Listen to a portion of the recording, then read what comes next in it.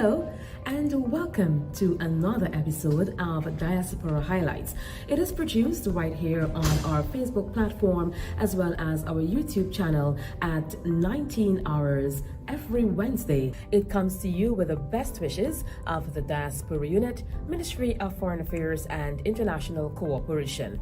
I am Marcy Parker. Thank you for joining us. This week's episode will be recapping a webinar that was hosted by the Diaspora Unit early in 2023, where we looked at acquiring Guyanese documents, what you need to know.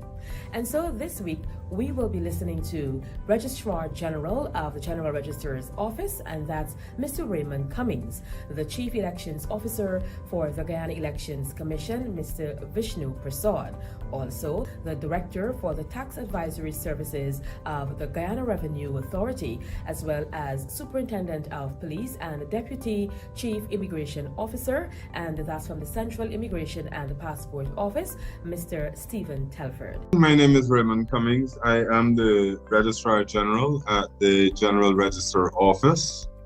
I have been here just over 2 years now, and for those of you who have had recent dealings with the GRO and may have had dealings in the past would realize that there are a lot of changes taking place here. Now, the General Registrar Office, we deal with the issuing of birth certificates, death certificates, marriage certificates, the issuing of certificates for overseas born Guyanese, which I will deal with in the future in a bit, because I know that that is what will concern many of you. And we also do registration of overseas, of Guyanese who would have died overseas, and of course with adoptions, among some of the other things. But I wish to, in my presentation, start by defining what each of these entail. And I know many of you are interested in the way that you can acquire these documents. So let me start first by reminding you that the birth certificate, which is the first document that you have, that you receive, that says that you're a Guyanese, is issued by the General Registrar Office. That certificate is issued after a registration would have been done at your place of birth, or the closest registration center to your place of birth if you were born outside of a medical institution, be it private or public. When a person is born, that certificate, that registration rather, is forwarded to the General Registrar Office, and there are some statutory times that is given in the Act, the Registration of Births and Deaths Act, for that to be submitted, and that is 14 days after. You have 14 days to register the child, and then after that, the registration center has 14 days to supply it to the General Registrar Office. So a new birth, the registration would be with us within 28 days after the birth of the child. So a certificate for a newborn child can statutorily, given all the necessary deadlines and so on that is written into the Act, can be issued after 28 days. However, you will appreciate the fact that the registration, having reached the General Registrar Office, will have to go through certain administrative procedures. It has to be booked, logged, and entered into the database before the certificate is issued. We generally ask persons to give us 6 weeks after the birth of a new child before a certificate is ready to be issued. And I say ready to be issued because that registration then would have to be entered into the database. You would realize that from 2021 May, the birth certificates issued are no longer handwritten. They are issued via it's a computer generated certificate, and I have one here so that you can have a look at what the new certificate looks like, because the persons who have been out of the jurisdiction for some time will not have seen the new certificate. It is generated from the database that we've created with all the records that had been created years ago and some that are still being generated now. It comes with a QR code at the top. This is the top right-hand corner of the certificate that is read by a special software that is shared by the persons who will need this certificate. The signature on the certificate also, if you look, it's not it's generated from the computer, so the signature is there and it's scanned and it's placed on the certificate. The certificate comes with a number of security features which for the persons who use the certificate for identification and other purposes, that information has been shared with them. They also have the access to the software that allows them to read the QR code on the top right-hand corner. So when a certificate is presented, it is easy for them to be able to check it to ensure that it is a genuine certificate issued by the General Registrar Office. A reissue certificate can be issued basically immediately if there is an emergency. However, what we have done, and this is one of the changes that we have put in place, we have had from the December 1, 2022, the facility to allow persons to apply online for these certificates. And I think it's a number that you should all have. We have set up WhatsApp numbers to allow persons to apply online. And so they can literally send a WhatsApp message to this number requesting a copy of their birth certificate or marriage or death, any certificate, and we can have it produced and ready for them to pick up or to send out within 3 to 5 days. The death certificates and the marriage certificates are still being handwritten. We are working on getting that database updated enough so that we can be able to print all of that, and we're hoping that that will be possible by the end of the year. That's not to say that we do not print them. We have the ability to print some, but because the database has not been completed, we cannot print all. So we are hoping that by the end of this year, we are able to print all marriage and death certificates. Now, I spoke about the new births and the fact that you can uplift that anytime after 6 weeks. The old births or reapplication for a birth certificate, that takes, if you apply online, 3 to 5 days before it's ready for pickup. And if you use the other facilities, but that is, if you walk in, you can come into the office and have it done, and you get it within 7 days if it's in Georgetown. If it is in Essequibo or Berbice, it will take about 14 days, and I'll explain why. We have established fully functional offices at Essequibo, at Anna Regina, and in Berbice at New Amsterdam, that allows persons to go there, have their records searched and identified, ensure that it's a correct record.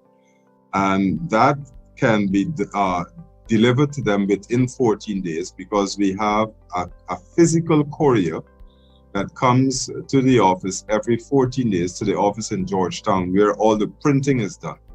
And you will appreciate, because of the fact that the database needs to be secured and the printing with the security features needs to be secured, that all printing is done at a central location and then that is distributed to the various areas. So we have a physical courier that comes down every 14 days from Berbice and from Essequibo that returns with your documents. So if you are overseas and you have relatives in Berbice or Essequibo or in Georgetown, you can literally apply online, and you can ask them to pick up your document and have it delivered to you if you wish it that way. However, if you wish that the document to be posted to you, that will incur the postage cost, which you will have to bear if you want us to do it, or if you want someone else to do it, you will have to bear that cost. The death certificates, if it's a reissue, the same thing, it's 3 to 5 days, or if you're in Essequibo or Berbice, it will be the 14 days. For the new death, if you had a death occurring within a year, or a marriage occurring within a year, the time to pick up those certificates is 24 hours.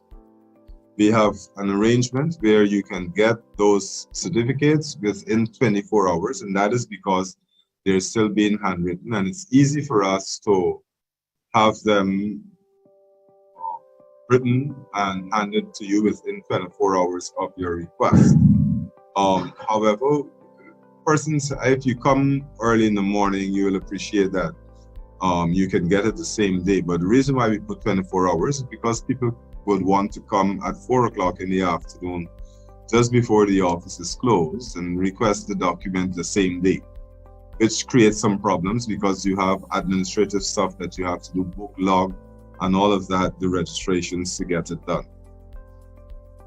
The other thing that we deal with is the registration and issuing of certificates or of birth for overseas born Guyanese.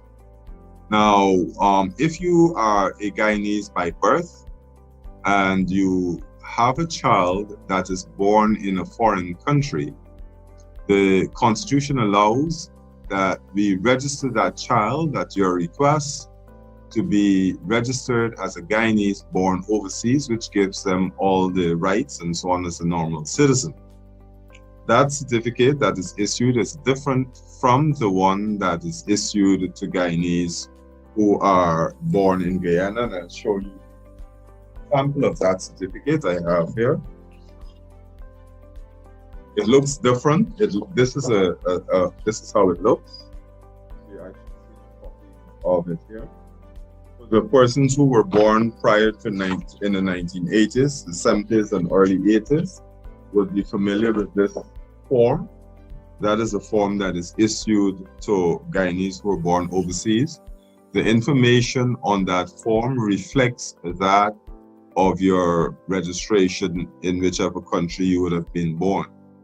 If it's not an English-speaking country, you will have to submit the original birth certificate along with a translation in English of that certificate, the parent birth certificate, whichever parent it is, that is a Guyanese, their birth certificate, and some form of identification of the parent. And if the child, a picture ID that is, and if the child is now an adult, they'll have to also submit a form of identification from whichever country they are claiming they would have been born. That information is then sent for verification, and a certificate is subsequently issued, and you can use it as a birth certificate to do whatever you wish as a Guyanese. We also do the registration of Guyanese who would have died overseas, and this is something that we are hoping that more Guyanese take advantage of, and they use the facility, because we're finding cases where persons would have died overseas, and because they weren't registered here, when their relatives are trying to do things like estates and so on, they're finding some difficulty obtaining death certificates or copies of their death certificates from overseas. And to do that also, you'll need to submit a copy of the death certificate from the foreign country, along with some form of identification of the person, and the birth certificate or birth information of the person, so that we can verify that this person was indeed a Guyanese by birth or a Guyanese who would have died overseas, and we enter that into the record and it remains here.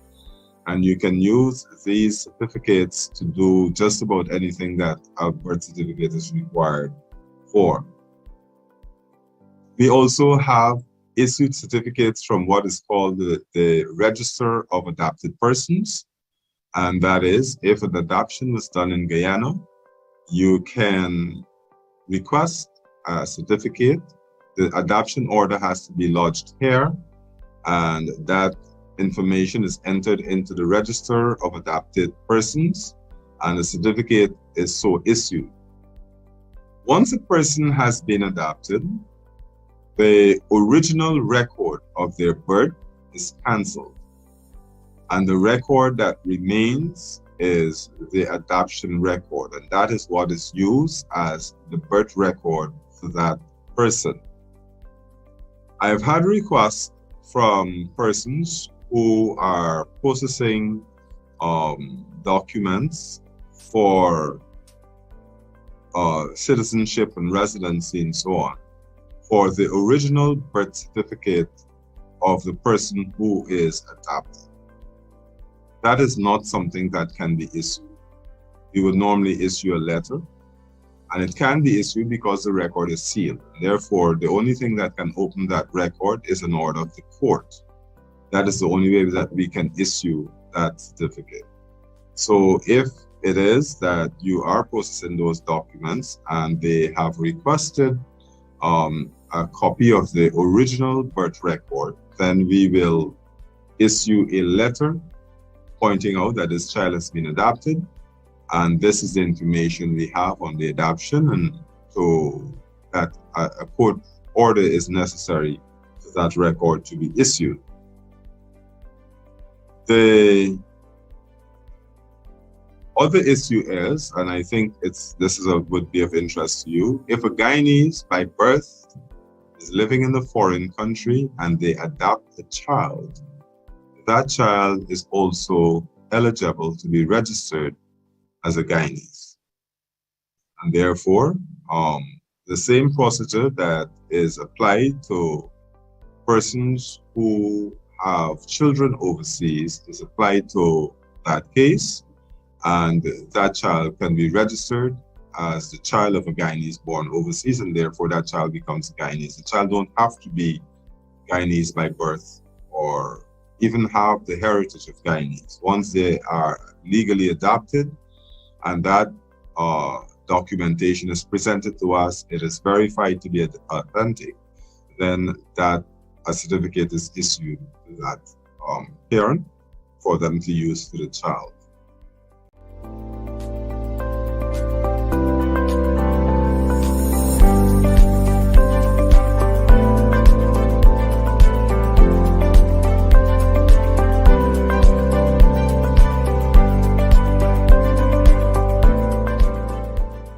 I am Stephen Telford, Superintendent of Police and Deputy Chief Immigration Officer for the state of Guyana. I would have taken over the helm of this office on the 5th of August, 2022, on to today. As it is known, the Passport Office primarily addresses the issue of production and delivery of passports and other immigration services to the Cooperative Republic of Guyana and the Diaspora. Over the years, we have done some decentralizing of the passport services within the state of Guyana to eliminate persons having to travel from long distances to come to the main office, which is located in Georgetown. Quite recently, we had opened an office at Letem, where passports are, the applications are accepted and passports are delivered. We have recently done an outreach at Camarang in the Upper Mazaruni, where the officers would have gone into Camarang, and persons who desirous of applying for a passport would have done that, and those passports war return.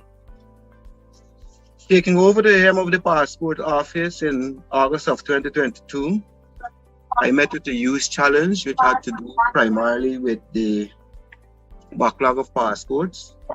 When I would have taken over, my backlog states primarily for the diaspora was 5,442. And I wish to indicate that as of the 25th of January 2023, for the diaspora passport outstanding, it's a total of 448. So myself and staff had comprehensively worked assiduously in order to bring this backlog greatly down. And to date, from August the 5th, we would have, for the diaspora, delivered or produced 12,191 passports to those persons.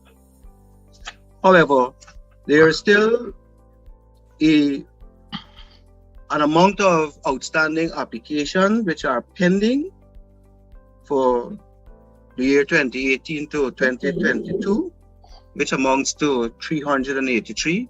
And that in itself, I'm working together with the consulate of the other jurisdiction to have this issue resolved, because I think some of the issues, they're quite simple to address. But as soon as those pending issues are submitted, these applications will be processed and the persons required the passports will be able to have them.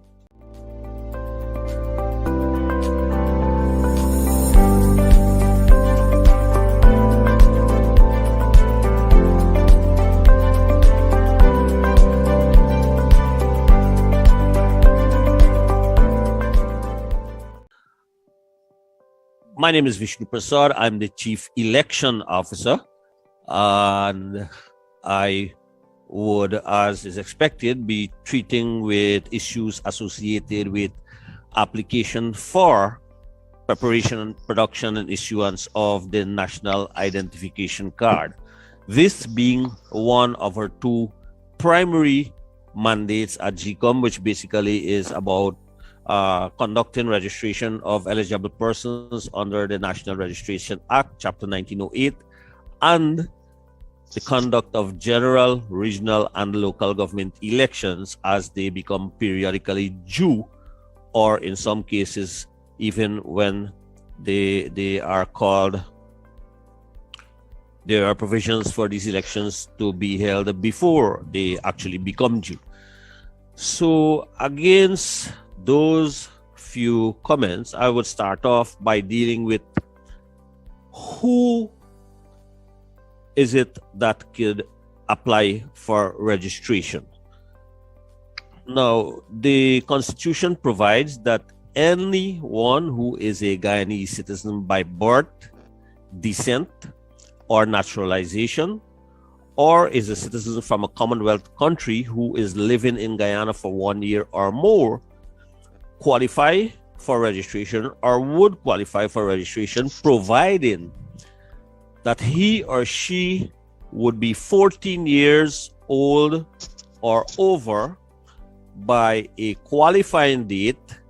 Those qualifying dates used to be determined by the Commission up to last year, but with the recent amendments to the National Registration Act, qualifying dates, well, the Act now provides for registration to be done in 2 cycles within each calendar year. First cycle being from January to May 31st, and then from July to November 30th, with the qualifying date to be 14 years and over in the first cycle being June 30th, and the qualifying date for the second cycle to be December 31.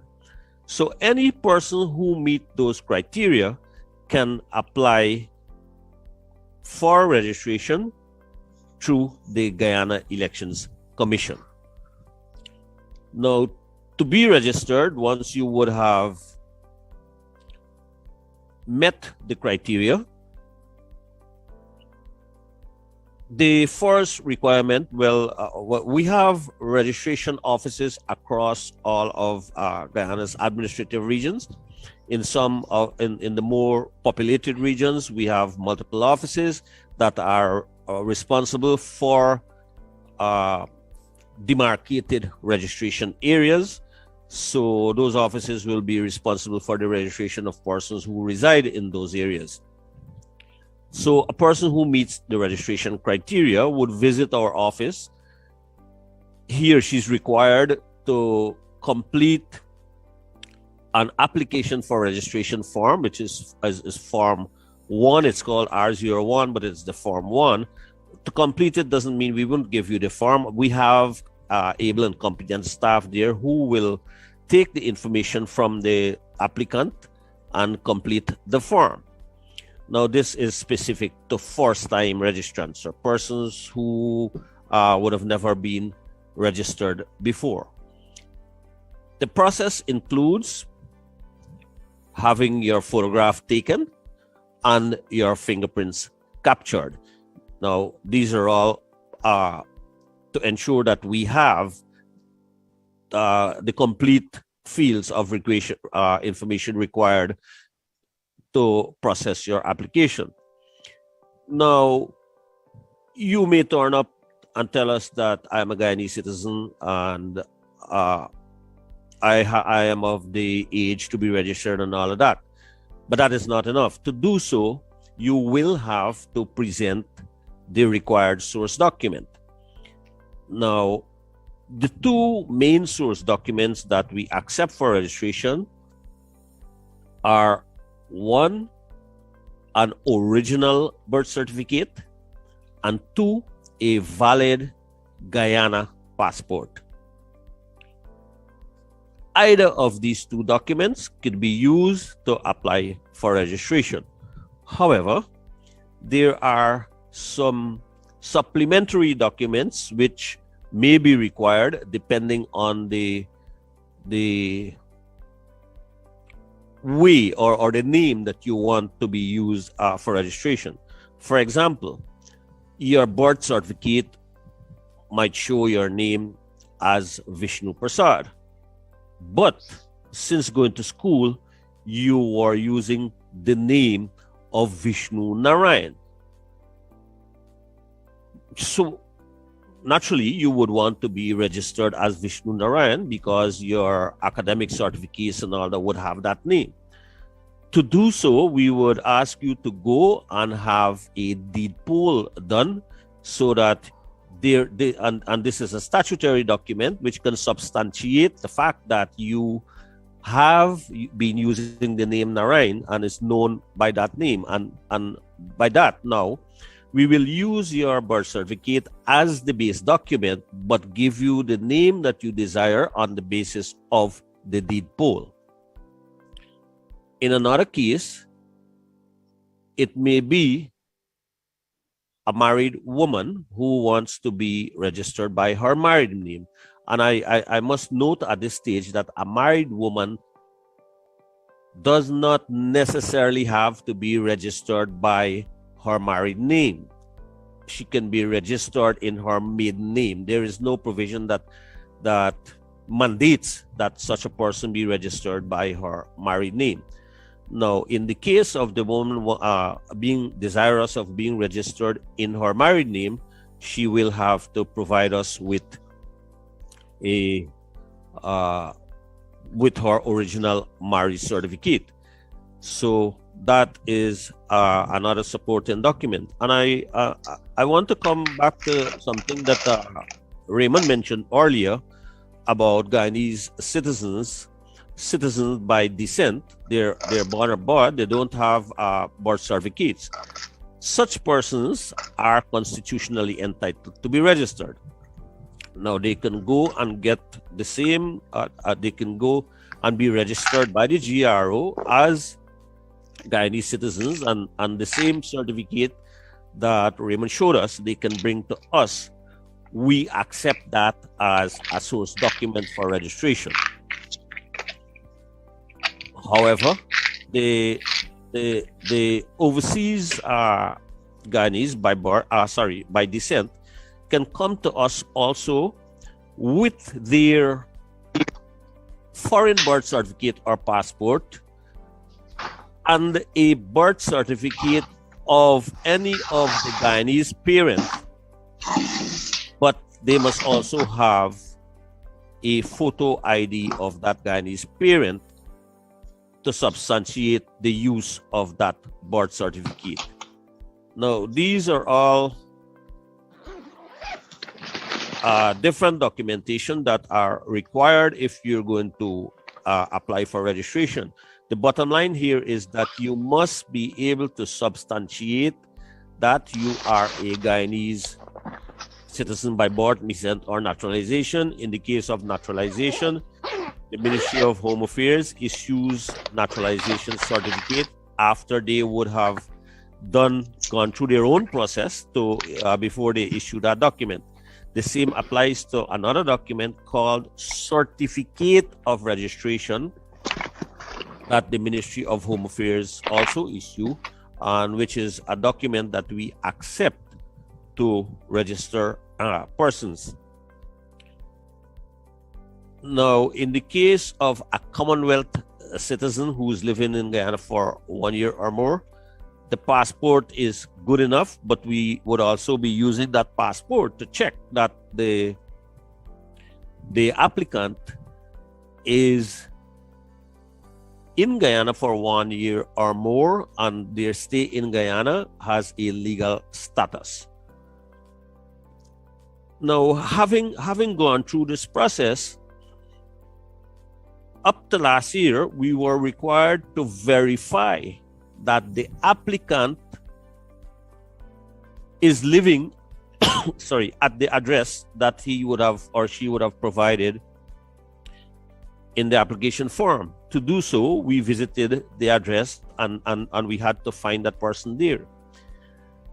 The amendments that were brought into force last year now provides that we do not have to find the person at that address, but we do have to visit the address to verify that it is in fact a bona fide address. And this is linked to elections because elections, preparation of lists and voting requires that a voter is registered to vote in the division in which he's lived. Now, division here, we have electoral divisions and registration divisions. So one of the effects of becoming registered is that it leads to how you would be listed to vote. And that is why we are required to now verify the residency address that you provide. Now, that is one step going forward. We then have to, because we have your fingerprints, and to guard against persons being registered more than once in the National Register of Registrants, we send the fingerprints of every applicant overseas to be cross-matched against the fingerprints of persons who are already in the National Register of Registrants to check to ensure that they are not already registered. Now, it is necessary for us to do this because we have had, since the commencement of since the last house-to-house registration that was done in 2008, right up to the last cycle of registration that we did last year, persons are registered and they come to register again for various reasons, some perhaps not even mentionable. So we have to do this to ensure that you're not already registered. If we find that you're already registered, we will cancel the registration. If we find that it is a genuine mistake or the application was done in error, we may, depending on our internal considerations, cancel the early one and keep the latest one because it would have updated information. If we find that there is some indication that skullduggery was intended, we may put the matter in the hands of the police for investigation, as we have done in the past. Now, once the fingerprints come back clean and there is no association with any previous registration, the application, the transaction will be committed to the National Registrar of Registrants, and immediately thereafter, your ID card would be produced, sent out under some security measures to the registration office where you would have applied for registration, and where only the applicant can go to collect that ID card. Now, I would have gone ahead of myself a bit here, because in the registration process also, there are some other things that you can do. For example, you might already have been registered under one name, but due to necessity, you may be going by a different name now. For example, I'm using a woman again. A woman would have been registered when she was unmarried, but now that she's married, wants to start to use her married name. Such a person, and there are other examples that can be used, such a person can go to our registration office to apply for a change of name. This is a far more simple process, but it does require the presentation of the marriage certificate to effect that change. There are also situations where persons, for one reason or the other, might have incorrect information of their ID card, which might have gone through since at the time of the application. There is a process for such a person to apply for a correction to those particulars. Now, these are the type of transactions that can be done as it relates to registration and the other related transactions that are all connected to the preparation and issuance of ID cards. Now, it would be remiss of me if I do not mention that the amendments that were brought into effect last year, December, provides for very stiff penalties to be applied in cases where persons are found to have deliberately provided false information to GECOM for the purpose of registration, for the purpose of procuring an ID card, for whatever reason. Those fines can range from $250,000 right up to $5 million plus 5 years imprisonment. Plus, it's not either or. And so we're always, well, especially since this new law came out, we're very particular in making this information available to all concerned as a means of not only pushing them in the direction where they will not commit an offense, but it also helps us in terms of updating and maintaining our register of registrants in the best accurate way possible. So long.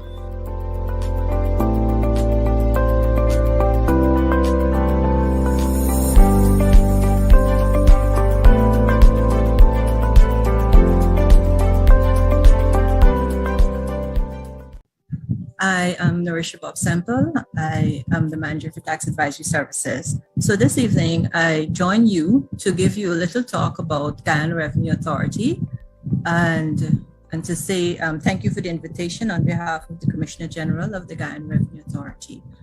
So I know persons may generally tend to say, oh, GRA is a difficult place for us to get through, get our documents that we're requesting. But I want you to know our services have been very improved under the Commissioner General, our current Commissioner General, Mr. Godfrey Stacia. We have online services. We also have our e-services platform, Optimal. I like to start there. So if we have persons out in our overseas and you want to check up on your tax status, all you need to do is to have your e-services account. So you can register for e-services once you have a taxpayer identification number, an email address. You send those information, or you yourself can go on our website to eservices@gra.gov.gy and register yourself for your e-services account. And that way you can check up on your taxes. Even if you have a business operation in Guyana and you're overseas, you can still check to see what is happening with your tax status. You do not have to wait and come in and join a line to get that information. So we are online. Just to start off there, we are online. We have our WhatsApp services as well. I'm giving you that communication information because I know most of you will want that kind of detail. So I will share in the chat our WhatsApp numbers for tax advisory services. We do have other WhatsApp numbers for our tax exemption, because persons who are overseas that might want to come back to Guyana, maybe they're applying for their tax exemption concessions, then they can use that WhatsApp medium to get onto our offices. And as well, if you have queries with regard to taxation, you can message us on WhatsApp as well. We have our tax advisory email address, taxadvisory@gra.gov.gy. We have information on our website that is readily accessible to you. And if perhaps you are unable to find that information that's on our website that you're requiring, you can write us at taxadvisory@gra.gov.gy, or you can send if it's an e-services query. For those of you who are already online, you can write us there and we can answer all of your questions relative to taxation. So I'm assuming everyone understands that the Guyana Revenue Authority is responsible for a wide variety of taxes. If I should say so, we administer not only income tax, but corporation tax, property tax. And the property tax I'm referring to is not rates and taxes that you usually pay to your NDCs on your houses. We do get questions from persons asking us about how we can provide them with the status of their rates and taxes. The tax that the GRA administers, it's a wealth tax on your property. So if you're overseas and you have assets in Guyana and the threshold has been increased, for those who do not know, it's no longer 7.5 million, it's now 40 million. So if you have property in excess of 40 million, you're still expected to file your property tax returns and pay your taxes on that property that you have here in Guyana. However, if the property has not exceeded that 40 million, then you're not required to pay taxes on that property nor file a property tax return. That's a popular question, hence my talking about that too upfront. Also, we have persons who may be inquiring about their tax exemption if they're returning to Guyana to live here. What are the tax concessions that they're entitled to? We have all of that information on the website based on whether you're a student who is returning, if you are just remigrating because you want to come home and stay, or if you are a settler, maybe you're not from Guyana, but you want to come here to Guyana and reside, then all of that, we have concessions for you. And if you write to us, we'll be able to give you the long list of concessions that you're entitled to. I want to tell you as well that the GRA, if you do not know, we are not the regular tax agency. When I say that, I mean in most countries we have customs by itself, and then we have internal revenue by itself.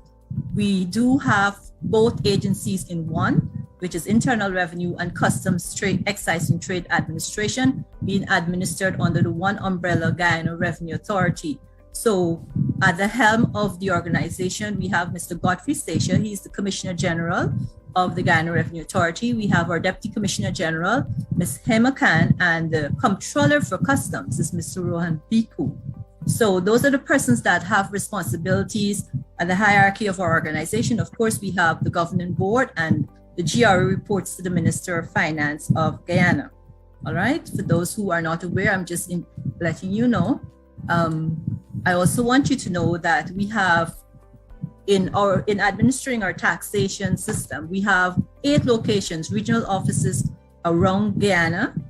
All right. So we have in almost all of the regions. We're trying to get to all of the regions where possible, and where we can't get to all of the regions, we are going as close as possible so persons from one region can go to the next region. I'd like to share with you a little tax map of our organization, where we are located across Guyana.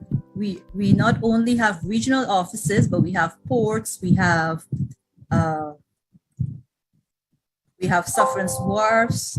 Oh, I have a low battery. I may have to link over. So I'm not sure if you're able to see my screen now. Are you able to see my screen? Yes, we can. Yes, good. So this is a tax map of the various offices that we have, that we're located at. So we have Mabaruma all the way at the top of the map of Guyana. We have our Anna Regina branch. We have a branch at Parika. We have at Linden. We have at New Amsterdam. So persons do not necessarily have to come all the way to Georgetown to conduct business. And you can go, and of course we have our headquarters right in Camp Street. Okay, so we're located all over. We have almost all of the services are being administered at all of these branch offices, including the license services. You can go to the regional office and actually apply for your license. Again, the processes have been simplified, even for your license. If you have a plastic card license, you just need to come in with that plastic card, go straight into our lodgement area, and you're able to get your license in the same day.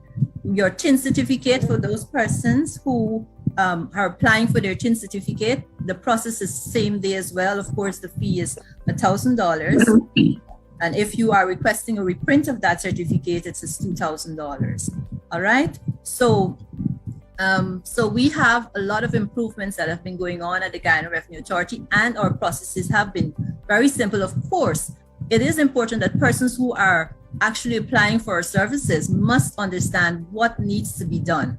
And it's not that difficult if you know what you have to do. So I would encourage you to, before you start your transaction, if you are not sure, write to us at taxadvisory@gra.gov.gy and ask your questions, and we will be able to provide you with the guidance you require so that your processes are very quick and simple.